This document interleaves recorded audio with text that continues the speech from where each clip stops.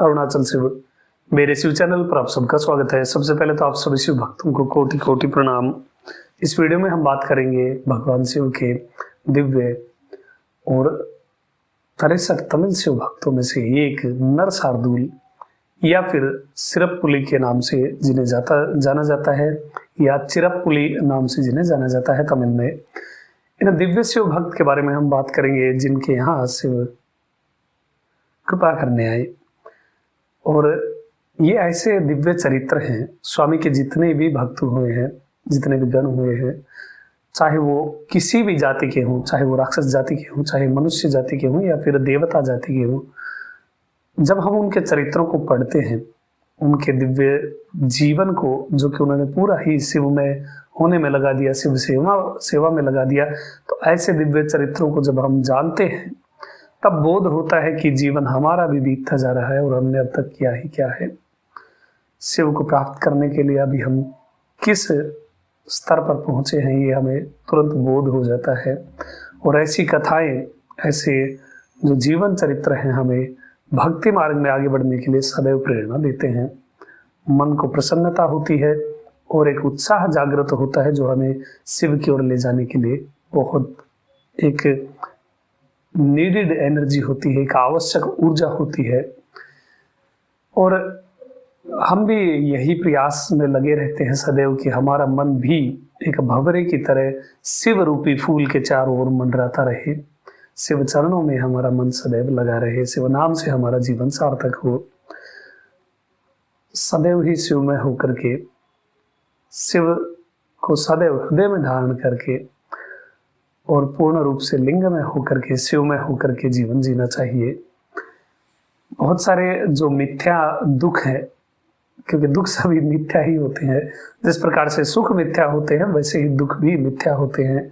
ये हमारी सोच की उपज होते हैं। सुख भी और दुख भी दोनों के ही परे होकर के, पूर्ण शिव में होकर के जीवन व्यतीत करना चाहिए। बात करते हैं नर शार्दूल जी के बारे में या फिर सिरप्पुली नयनार के बारे में।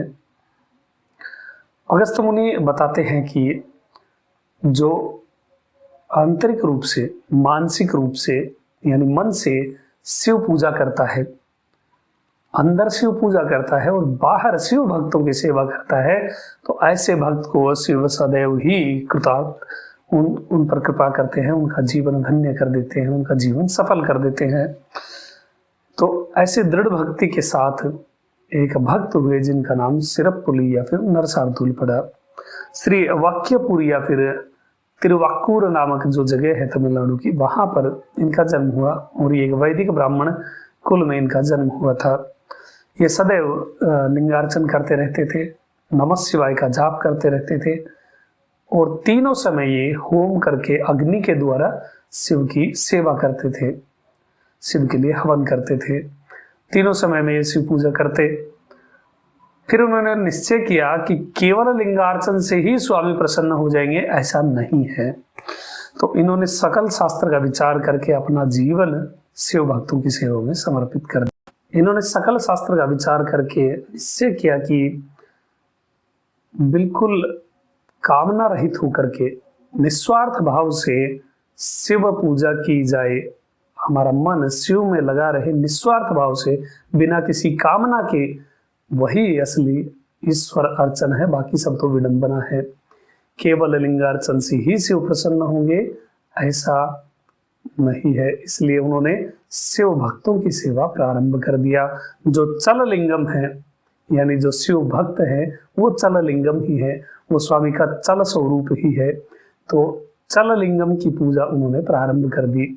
और श्री ज्ञान संबंध जी ने अपने गीतों में मेंशन किया है कि जो तिरुवाक्कूर है या फिर श्रीवाक्यपुर है, वहाँ के लोग ऐसे उदार हैं, यदि उनसे कोई दरिद्र या कोई गरीब कुछ मांगता है तो वो बिना किसी संकोच के उनसे प्रदान करते हैं।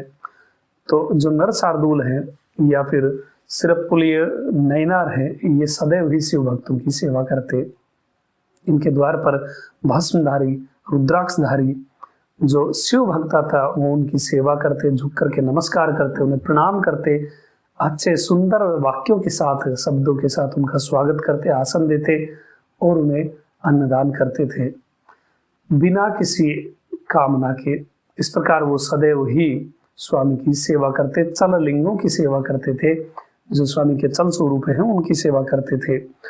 और यहाँ तक कि जो स्वामी के, देखिए अब जो शिव भक्त है वो चल लिंगम है, और चल लिंगम यानी शिव भक्त को दिया हुआ अन्नदान, किया हुआ अन्न भोजन जो भी वो उन्हें दान करते थे, उसके बाद जो झूठन बच जाती थी वो इतनी अधिक हो जाती थी, क्योंकि वो लिंग स्वरूप ही है।